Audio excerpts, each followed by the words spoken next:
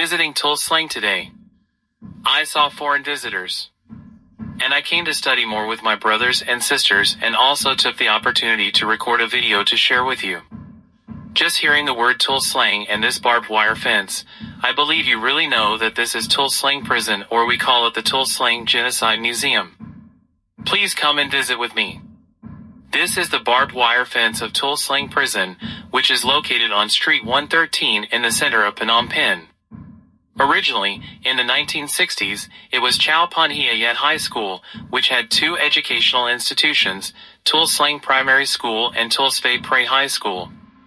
But it was taken over by the Khmer Rouge as a detention and interrogation center in August 1975, for months after the Khmer Rouge came to power.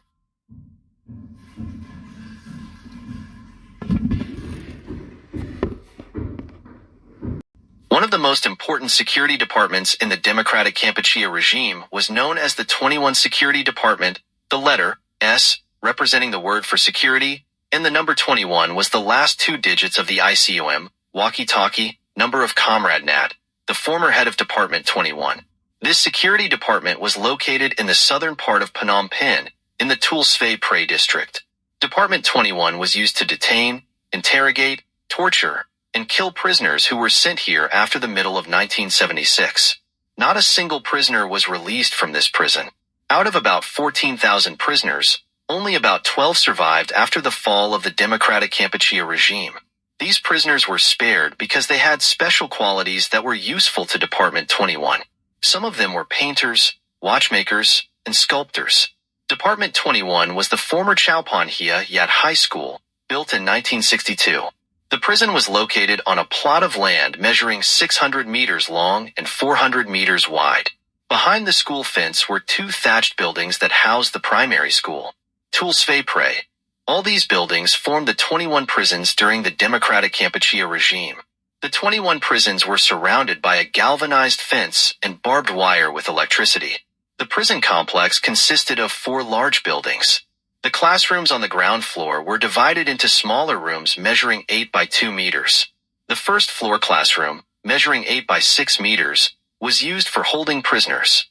On the second floor, each room was large and held 40 to 50 prisoners.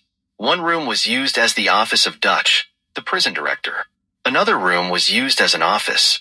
The general administration office, a number of houses near the prison, was used as an interrogation room for torture. Most of the prisoners in Ward S-21 were accused of treason or betrayal of the party, or had worked for treasonous cadres who had already been arrested.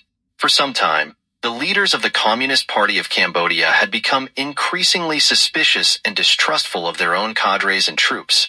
For example, in October 1976, during the process of tightening national security, Pol Pot arrested many senior party cadres and took them to Ward S-21. The Khmer Rouge leaders realized that the enemy was everywhere in the country and were arresting many Communist Party members every month.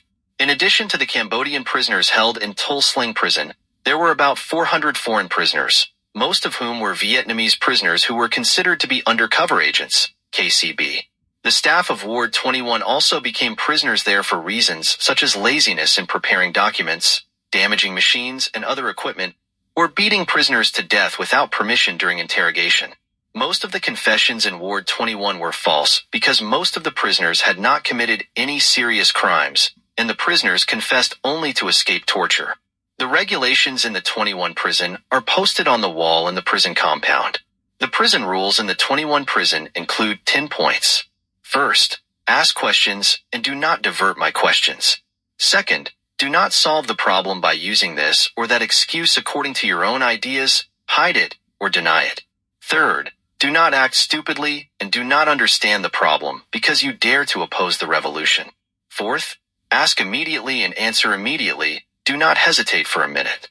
Fifth, minor shortcomings such as moral corruption, do not talk about the content of the revolution. Sixth, do not shout or beat or electrocute. Seventh, do not do anything. Sit quietly and wait for my orders. Do not do anything. Do not immediately argue about what I order.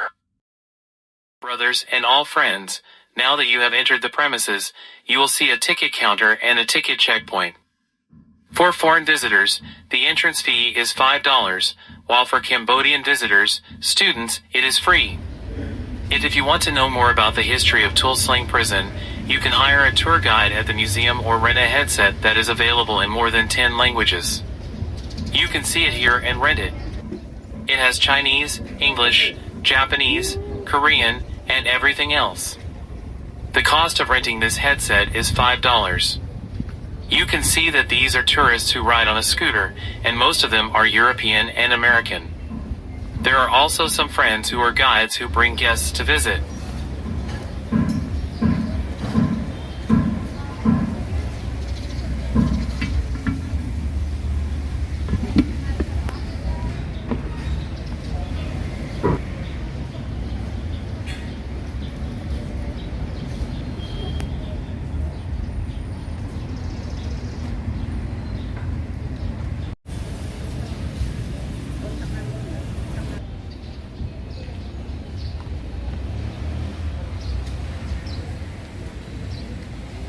Eighth, do not use the excuse of Cambodia Krom to cover up your treacherous face.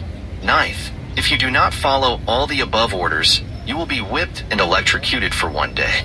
10th, if you violate my rules, you will be whipped 15 times or electrocuted 5 times. Another regulation for prisoners is the closure of the building. If the ban is 5 points, the first is not to talk to each other at all, whether you know them or not. Second, if you want to do something, you must have permission from the guard. Third, do not make noise in the place where you are staying. Fourth, when the guard or anyone else enters, everyone must lie down. Fifth, when searching, you must put your hands behind your back and not move freely. When sent to the 21 prison, all prisoners were photographed and required to write a detailed biography from childhood to the day of their arrest. The prisoners were stripped of their clothes except for their pants, and all their belongings were confiscated. Then the prisoners were taken to a cell where they were held. All prisoners were shackled with chains attached to the wall or floor. As for the prisoners who were taken to the main cell, their legs were shackled with a long iron rod. These shackles were attached to alternating iron bars so that the prisoners had to lie with their heads facing each other.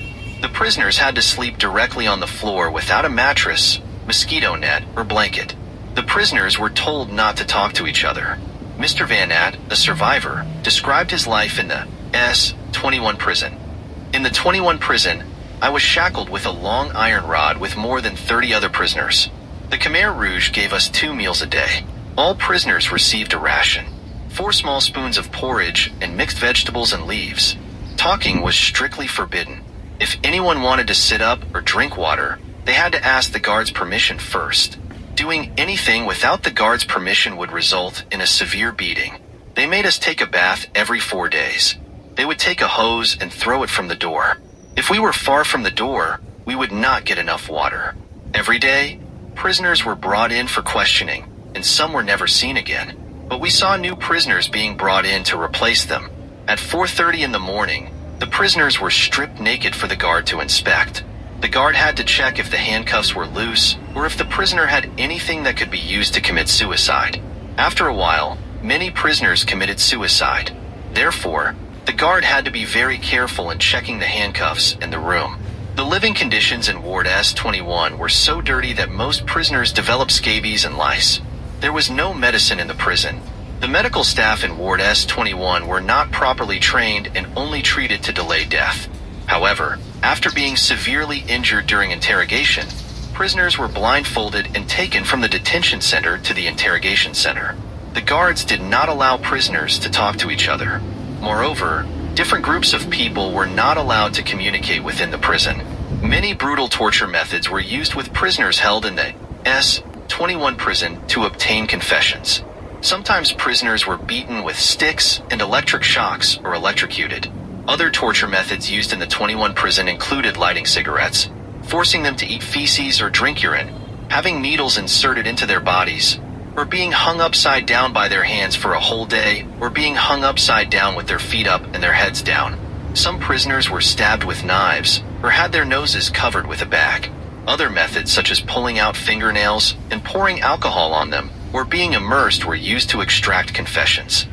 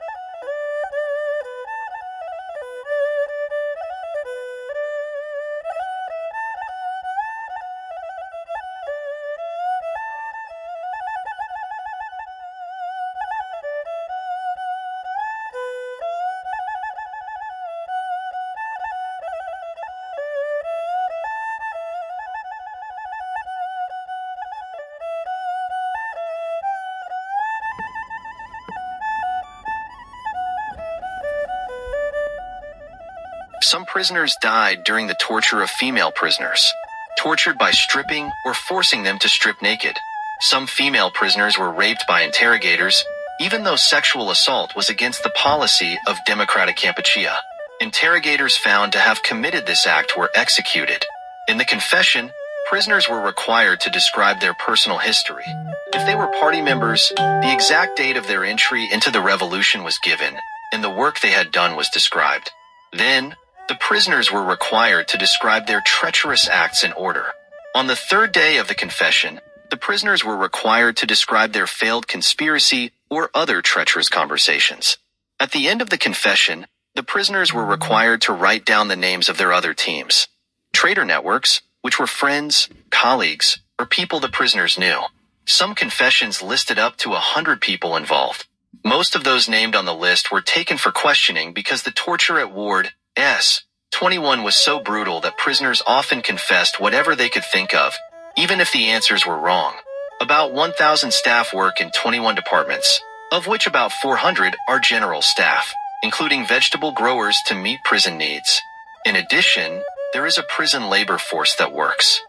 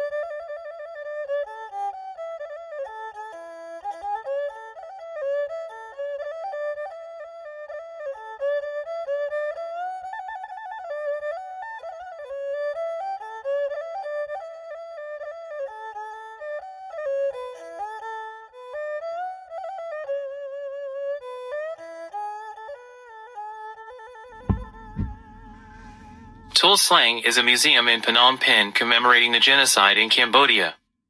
This is the former Security Center 21, also known as the 21 of the democratic regime led by Pol Pot, originally called Salat, when the Khmer Rouge came to power on April 17, 1975. This center was a place of brutal interrogation, torture, and execution after the confessions were completed.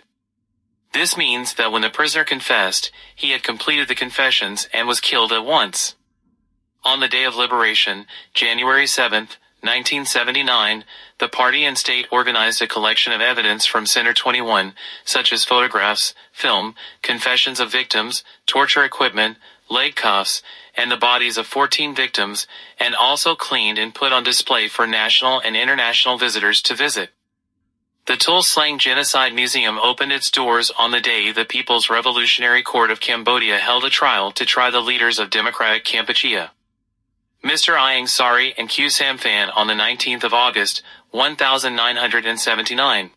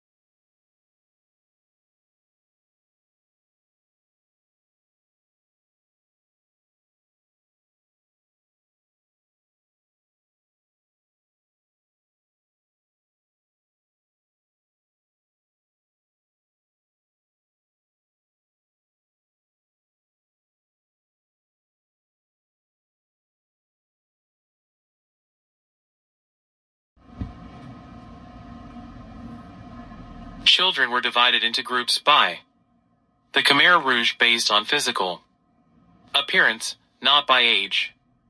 Children with larger and stronger bodies were recruited by the Khmer Rouge into mobile units. Children who looked small were introduced into the children's units. Children who joined the mobile units had to work like teenagers or adults as part of building dams, digging canals, cultivating rice or constructing farm dikes, etc. Young children had to remove the grass, pick up cows/buffalo dung, herd the cows/buffaloes, cut shrubs, Chromalina odorotol to make fertilizer, and fend off the birds from entering the paddy fields. Regardless of the task, all children had to work long hours every day and did not rest sufficiently.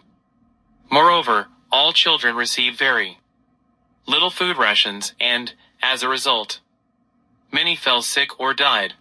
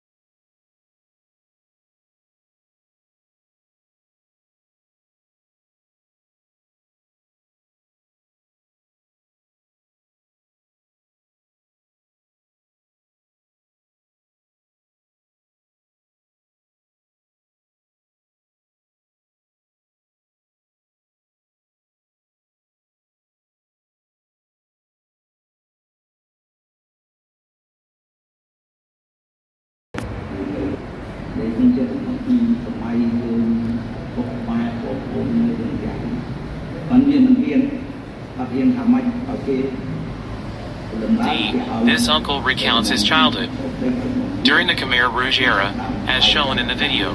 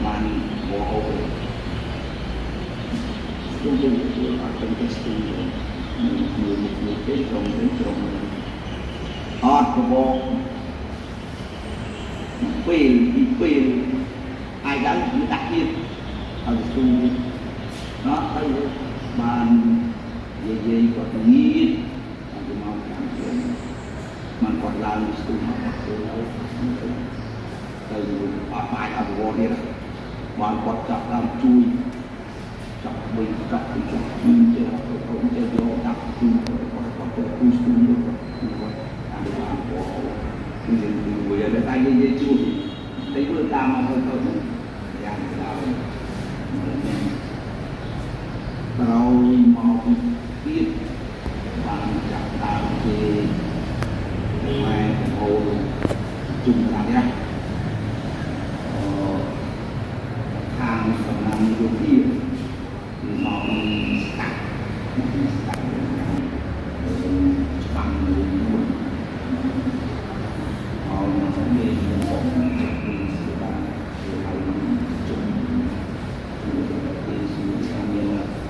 mặt mặt na smart chất là từ một thi ớt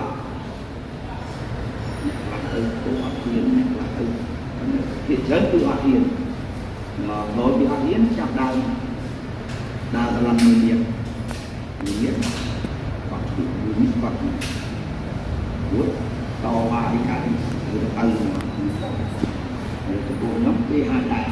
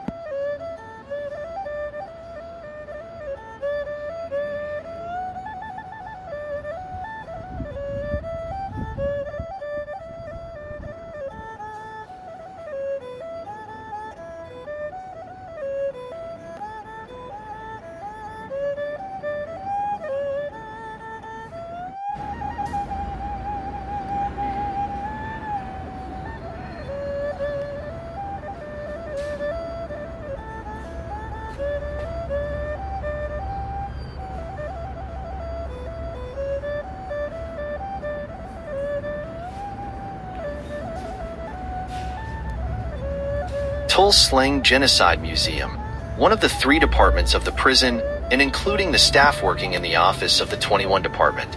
The departments of the 21 Department include the Documentation Department, the Protection Department, and the Interrogation Department. The Documentation Department is responsible for transcribing confessions from the newspaper, typing the prisoners' confessions, summarizing their texts, and organizing the files. The staff working in the Photography Department is responsible for taking half-length photographs of prisoners upon their arrival, photographing prisoners at the scene of their deaths in the cells, and photographing important prisoners after their executions. Thousands of photographs survive to this day, but thousands more have been lost. The Protection Department is the largest department in the 21 Department.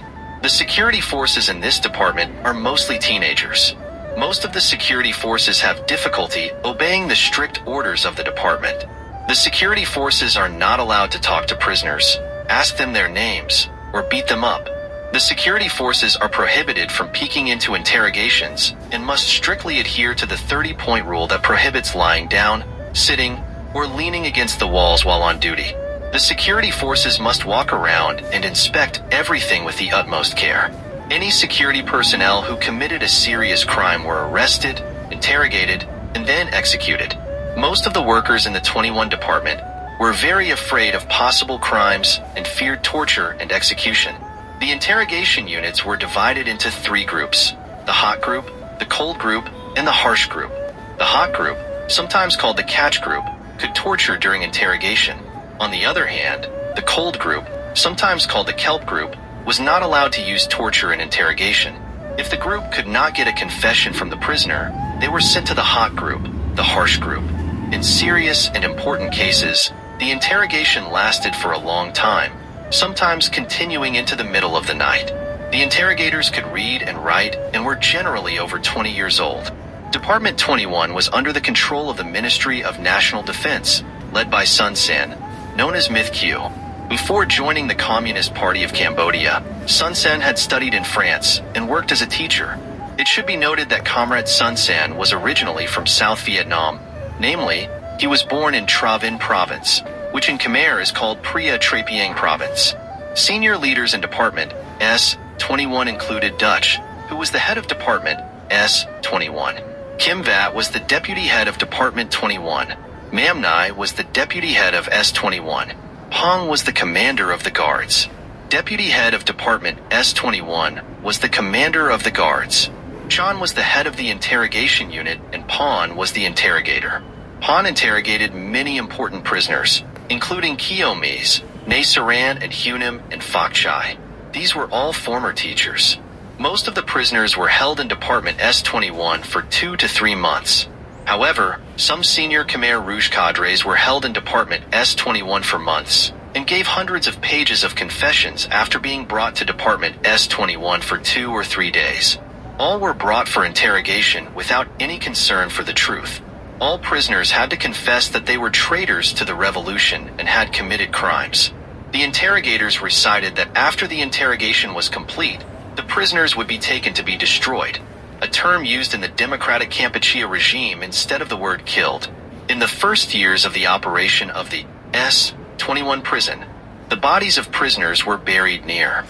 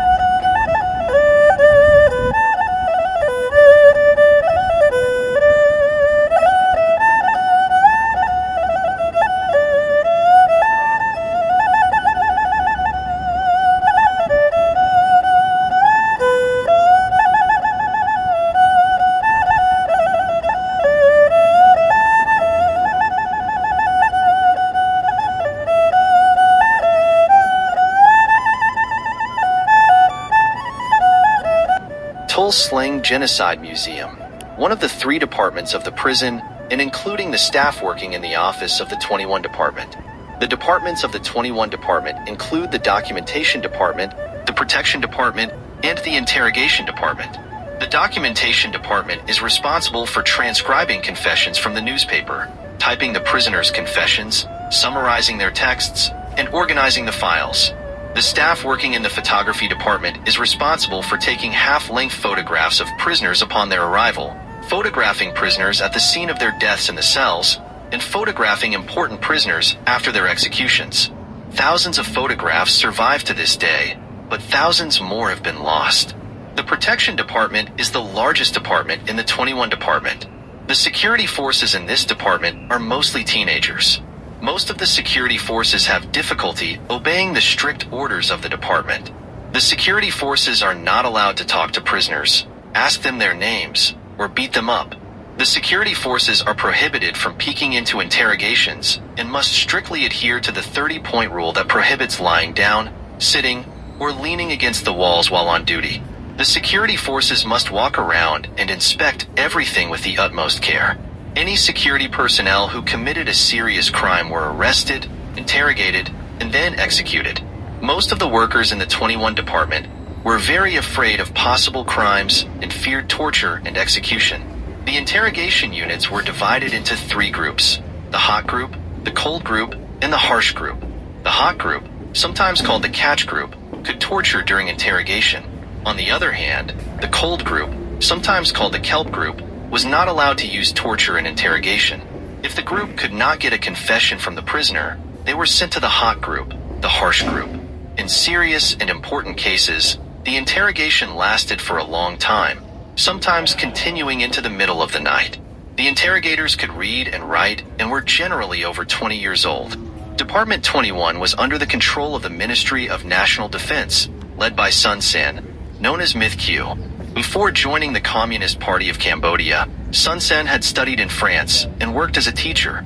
It should be noted that Comrade Sun Sen was originally from South Vietnam, namely, he was born in Tra Vinh Province, which in Khmer is called Pria Trapiang Province. Senior leaders in Department S-21 included Dutch, who was the head of Department S-21. Kim Vat was the deputy head of Department 21. Mam Nai was the deputy head of S-21. Pong was the commander of the guards. Deputy head of Department S-21 was the commander of the guards. Chan was the head of the interrogation unit and Pon was the interrogator. Pon interrogated many important prisoners, including Kio Mies, Ne Saran and Hunim and Phok Chai. These were all former teachers. Most of the prisoners were held in Department S-21 for 2 to 3 months. However, some senior Khmer Rouge cadres were held in Department S-21 for months and gave hundreds of pages of confessions after being brought to Department S-21 for 2 or 3 days. All were brought for interrogation without any concern for the truth. All prisoners had to confess that they were traitors to the revolution and had committed crimes. The interrogators recited that after the interrogation was complete, the prisoners would be taken to be destroyed, a term used in the democratic Kampuchea regime instead of the word killed. In the first years of the operation of the S-21 prison, the bodies of prisoners were buried near.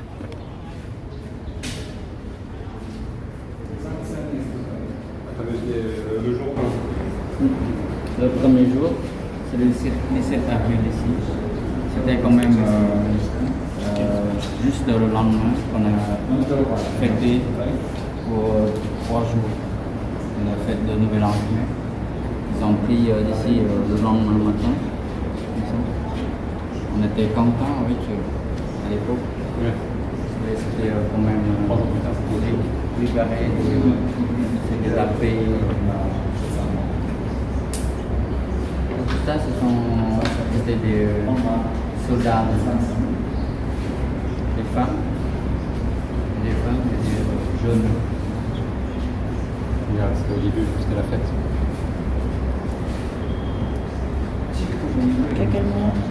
Le premier jour, la libération.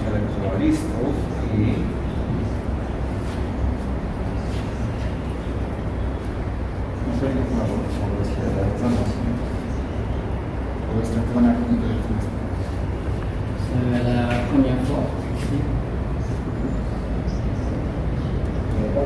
Ils ont demandé aussi l'huile. Quand on tient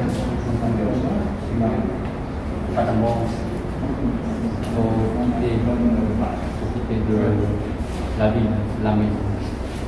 Ça c'est la première fois. Ici c'est deuxième, troisième fois. Encore il faut quitter de la maison endroit aussi. Ma maman,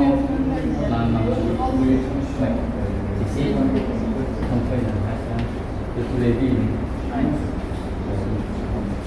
Sauf que ici, c'était déjà que la campagne, il n'y avait pas de vie.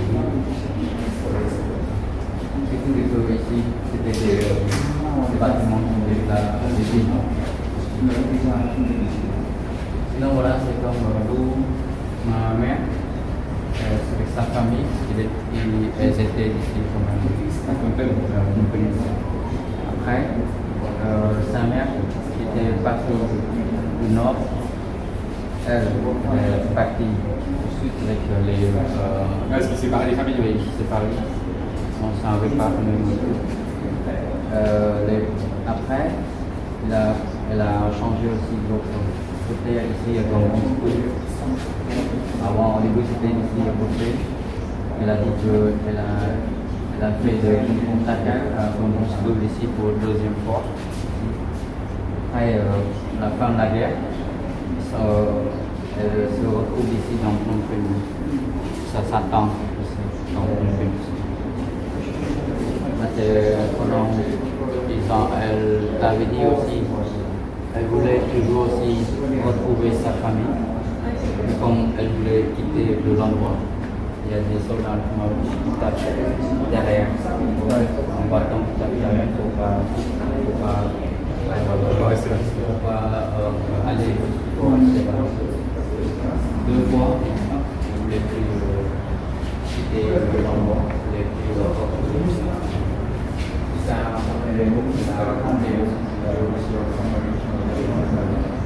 a travaillé.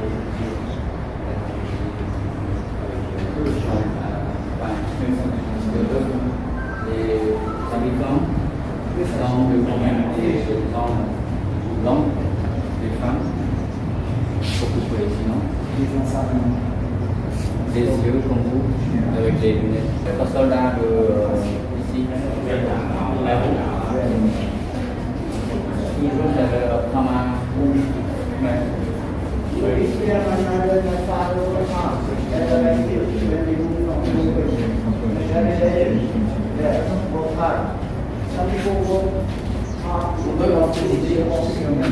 Pour vous dire, ce sont des soldats.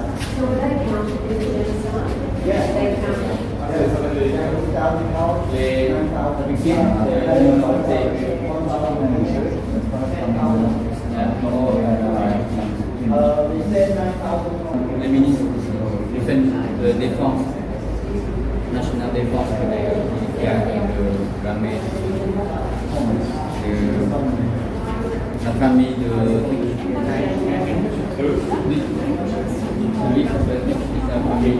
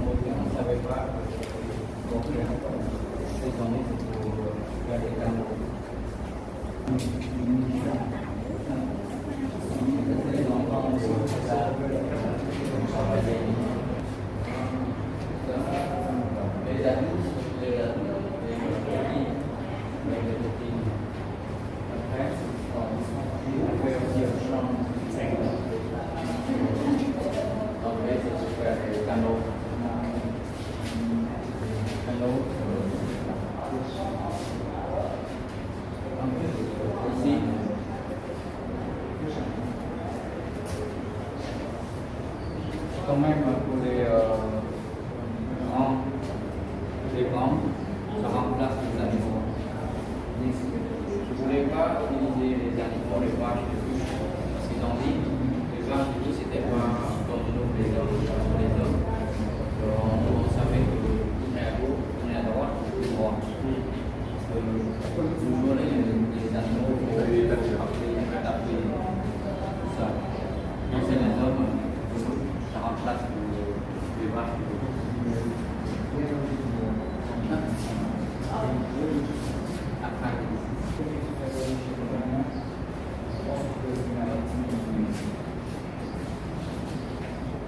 Pardon.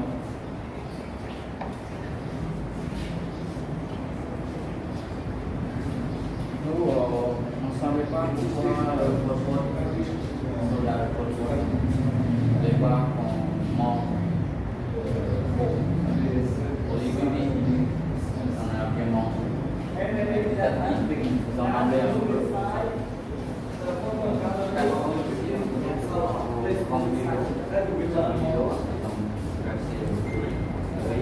Deux, trois boîtes. Modèle chez nous, on a comme boîte de lait concentré. Et on utilise pour servir pour même quantité pour le faire. Par exemple, moi, ma femme.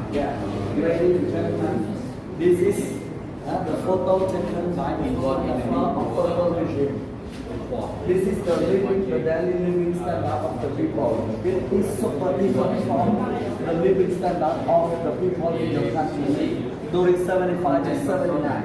That, as I told you, people were forced to be the farmer, to grow right, to build the dam, to dig the canal.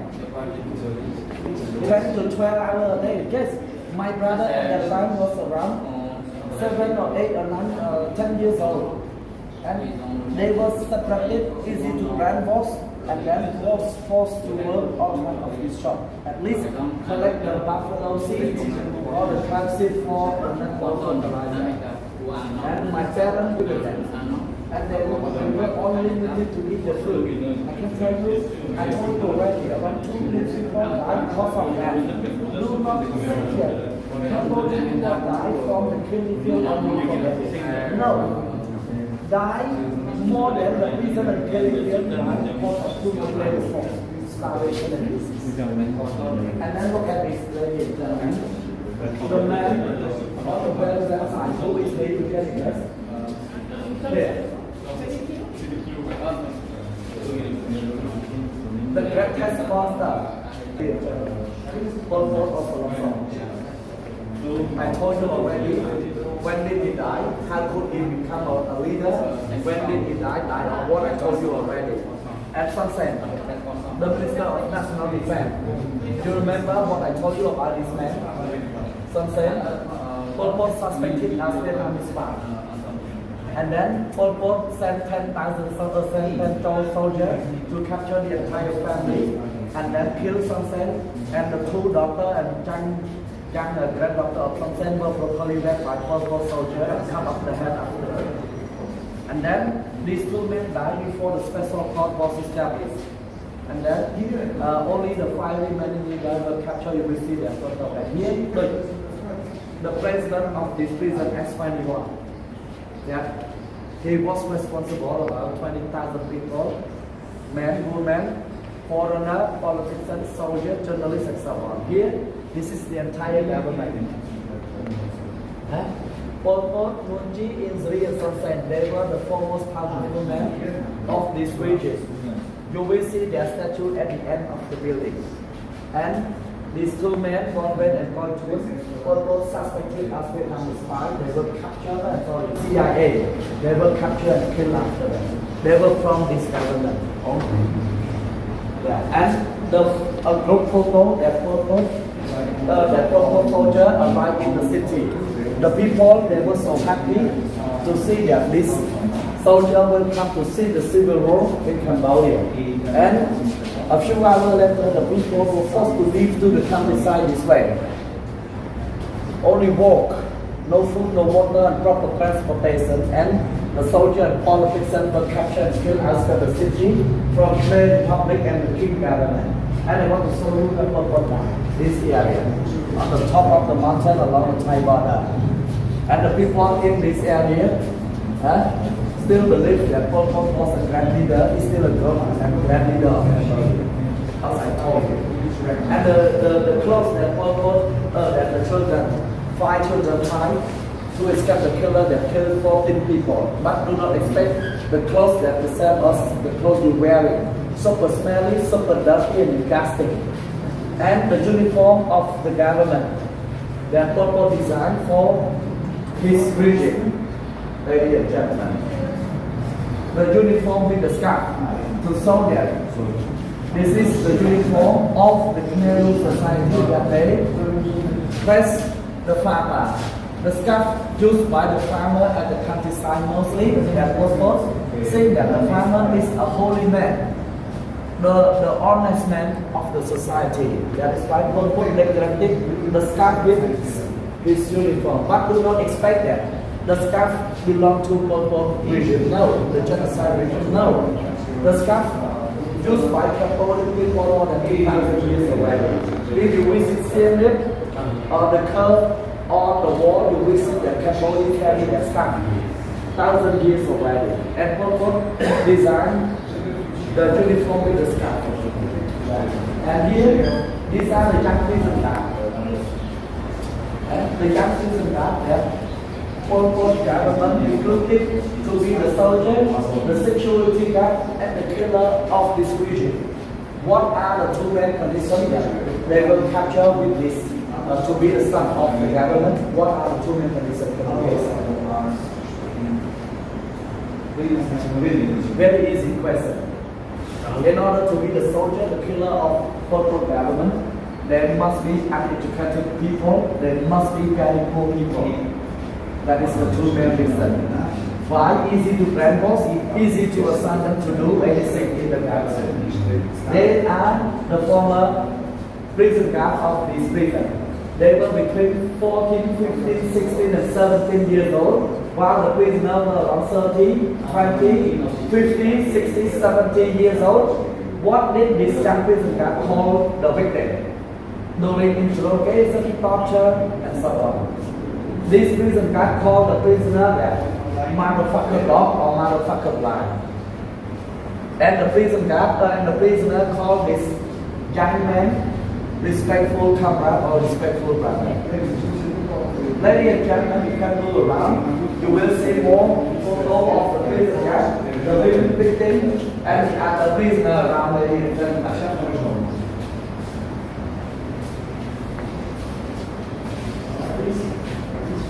These are the victims killed, the soldier and the government, so they were captured and sent to this prison. And during the prison operation and before they were killed, I told you already what happened to the women victims. So we can move around.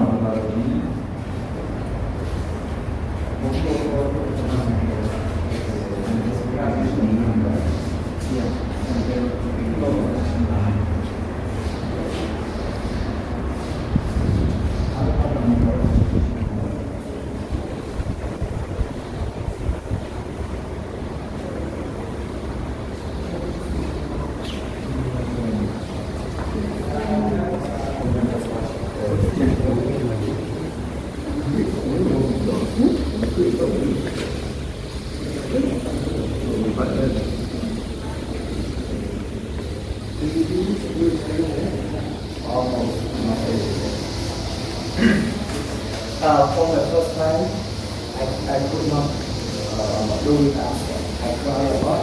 Then after my client said that you rest for 13 years or an hour, that you will learn and you can come back. Because it's too much for us. It's so my heart to present you because it's so shameful to us that Cambodia that Cambodian people. And here the atrocity of the victims that they suffer from this prison. You see the photo here, the prisoner already died. This prisoner were not that executed, but why is it? Why? Why did they die? Huh? Sickness. Starvation, disease, sickness, too much torture. And this is the situation of the prisoner that they are during torture. And this is the VIP prisoner. And the photo, a group photo of intellectual, ladies and gentlemen. A group of intellectual or educated people.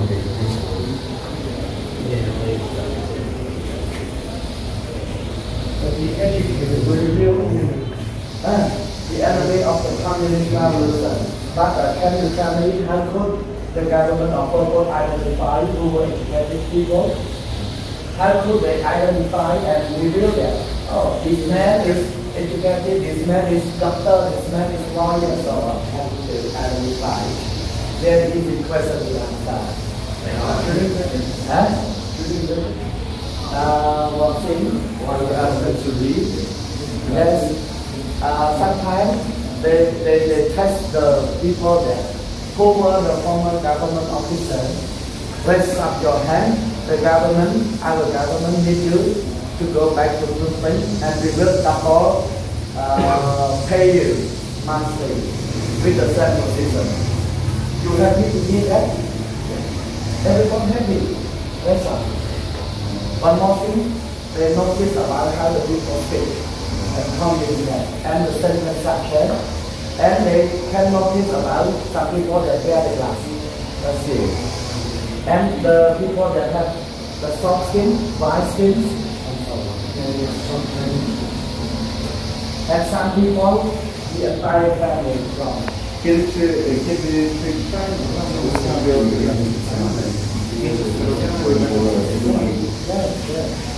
And then this is the evidence of the entire family who were captured and killed together. I can tell you that 99% of Cambodian people lost their family member, and some the entire family they made them. This is the evidence of the entire family.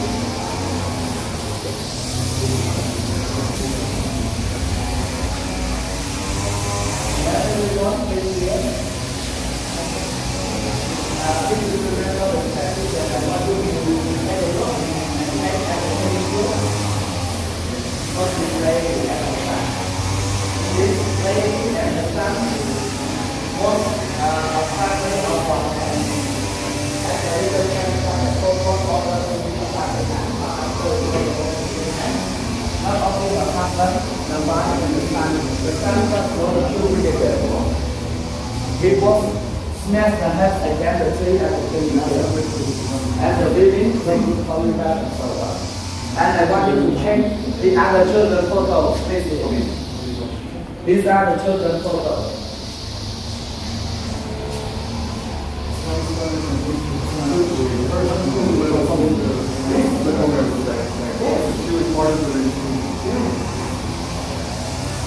They are the children photos that suffered and who was smashed the head against the tree and killing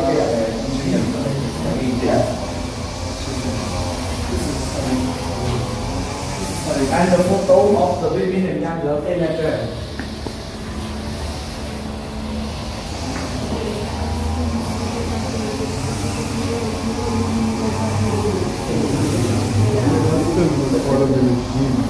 And the photo of another mother and the son. They capture and kill the right victim, the right suspected people. So they quickly caught and the prisoner was ordered to drop the signature. In their photo and the professional documents of biography, you will see those evidence inside the last building and in that movie.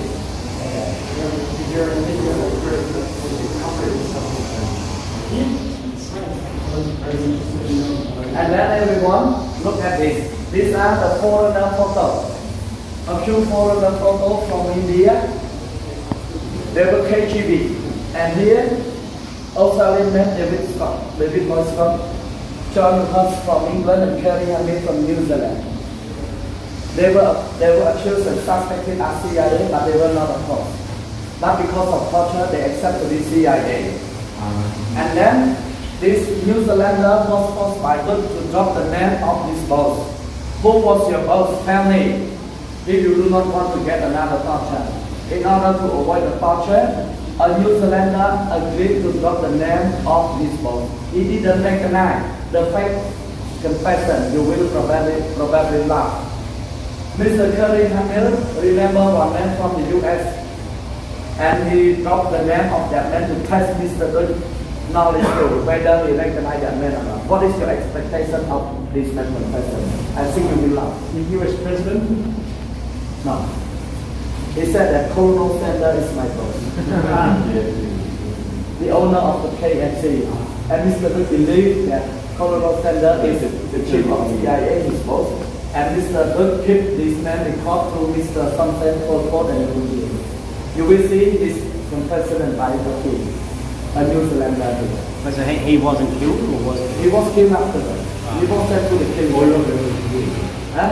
You can confess. Yes. And a big journalist? Yes, this man is a journalist. And these two men they were tourists. Tourists? Yes, they traveled from Singapore to Thailand with the boat. But their boat broke because of the storm, and we moved the boat to the sea of Cambodia. And Pol Pot soldiers captured them and sent them to this prison with the accusation of CIA because of their physical appearance, the white skin, the blue eye, and so on. Did any tourists get sent to the farms? No, They were killed. the tourists, as you can see, foreigners were brought to the prison directly. They don't have foreign IDs for the countries, right?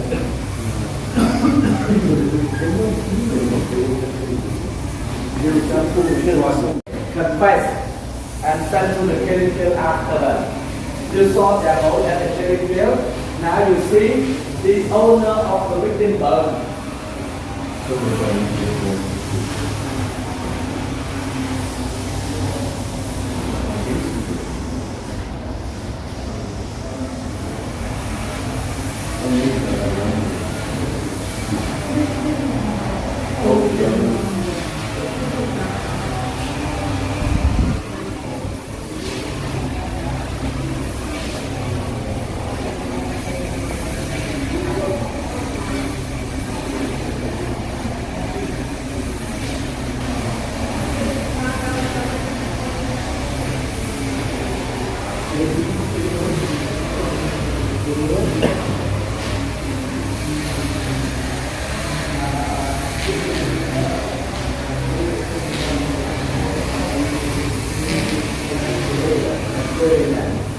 And this is the long iron line.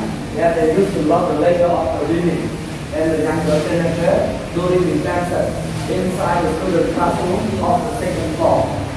The man you can is separated from the woman, and then the prisoner were allowed to take shower. They show the water from outside through the slab, and they count, the prisoner count 1 until 10. 1 until 10 for what? For the woman or the man to take off their clothes completely. If no one could not completely take off the clothes with their sample or with their advertisement, the prisoner will come and bring the music, the fire to strike the victim before, hit the chest of the victim, slap or punch the victim afterwards. The victim must follow the prisoner. Take out the clothes and shower, doesn't shower the animal. That was the situation that the prisoner took the shower during detention of his prisoner. And the other evidence of the victims that they died before they were sent to the clinic care. They died of torture, starvation, disease, and as I told you, some did not die. Were torture negative. And this is the evidence of the anger I told you already. Since trying to escape from this prison, do you understand with this photo? You understand? How is he escape from this prison? By that way. Hang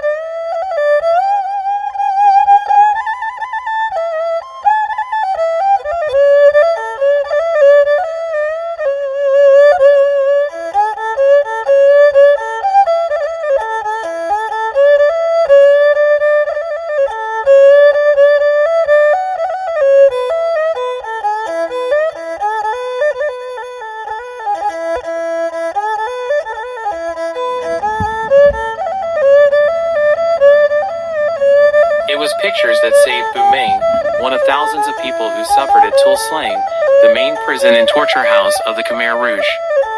Almost all the prisoners who entered Tuol Sleng were killed either at the prison or at a nearby killing field.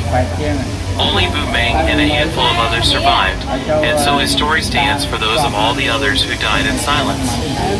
It offers a glimpse through a keyhole into the dark interior of the Khmer Rouge, who were responsible for the deaths of as many as 1/4 of Cambodia's population from 1975 to 1979. Bu Meng was saved, after weeks of torture, because he was an artist. He was taken from a row of shackled prisoners and put to work painting portraits of the Khmer Rouge leader, Pol Pot, and he continued, as others were tortured and killed, until the prison was hastily evacuated in the face of a Vietnamese invasion. I am a victim of Pol Pot, he said, and I was able to survive because of pictures of Pol Pot. Tuol Sleng has been converted into a museum of genocide, and its lower floors are filled with hundreds of portraits of victims taken at the moment they arrived. Bu Meng visits from time to time, and when he does, he is surrounded by the images of ghosts. As he talks, standing in front of a panel of portraits, his face becomes one of them, stunned and questioning. They all died, he said. Among them only I am alive. His survival, when almost every one of the prisoners died, seems still to be too much to comprehend. Bu Meng's story, told with the help of one of the country's leading researchers, the journalist Hui Vanek, offers a rare and valuable glimpse into a world of savagery and into the life of a seemingly ordinary man who survived an extraordinary fate. Every night I looked out at the moon, Mr. Bu Meng recalled in a long talk. I heard people crying and sighing around the building. I heard people calling out, "Mother, help me! Mother, help me!" This was the time of death, he said, when prisoners were loaded into trucks and sent to a killing field. Every night, Bu Meng said, he feared that his moment had come. But when midnight passed, he said, I realized that I would live another day. Now, he said, the ghosts of those who died follow him, hovering over him in the dark, still skeletal from starvation, still wearing the black clothes that were the uniform I am painting for pot. Khmer Rouge Times. They gather in front of his home, calling out to him to represent them and to find justice for them. At their center is his wife, Mayon, who was arrested together with him in 1976 and was photographed along with him as they entered the prison complex. She then disappeared, and he has only seen her since in his visions. Time stopped for her, as for the other victims, and in her final photograph and in his memory, she remains young, still 20 years old. He carries the photograph in his wallet, tattered, about 2 inches square, the only picture he has of her. Only you, Bu Meng, can find justice for us, she told him in his visions. And as the decades passed, he waited for the moment when he could confront their torturer, Dutch, in a courtroom. The first encounter came in 2008, when the prisoner was brought by court officer to Tuol Sleng to view the scene of the crimes. Bu Meng was there, and when he saw him, Dutch bowed and raised his hands in a gesture of humility. He apologized, Bu Meng said.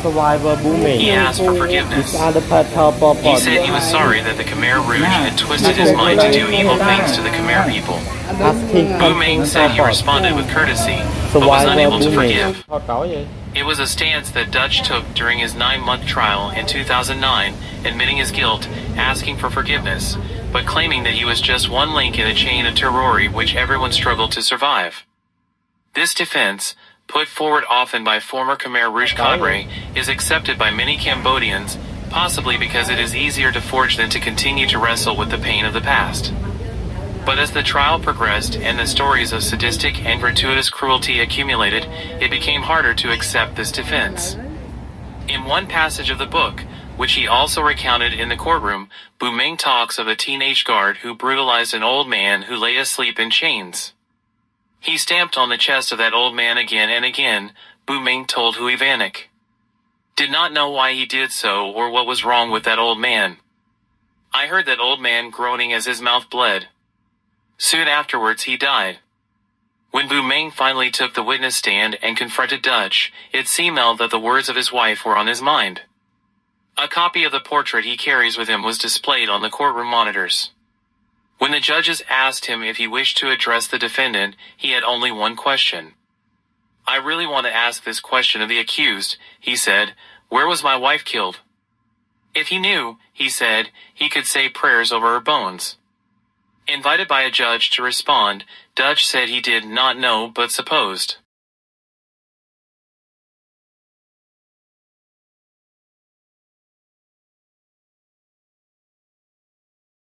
It had been the killing field at Choang Ek. Then he said, please accept my highest regards and respect toward the soul of your wife. Bu Meng wept, hiding his face in his hands, and Dutch too turned away in agitation, his face trembling with tears. In a way, Bu Meng's story is a love story. Thoughts of his wife are at the center of his memories of pain and of happiness. Sometimes when I sit at home I look at the picture and everything seems fresh, he said in the interview.